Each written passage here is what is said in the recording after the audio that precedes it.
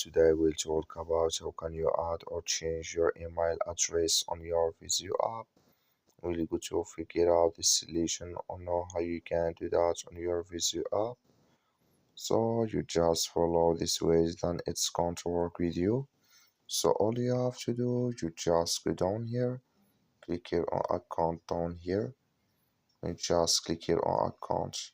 It's going to take you to this list here. Then all you have to do, just click here on Vizio account. When you just click on it here, then it's going to take you to this list here. Then all you have to do now, so you just click here on contact information.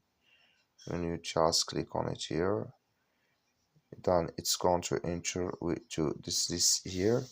So then all you have to do, just come here to email, and here can you find your so I have my email before here, but if you have no email here, it's going to show for you this list here. Then can you add your email? So when you're down, just click it on update account, and it's going to change with you.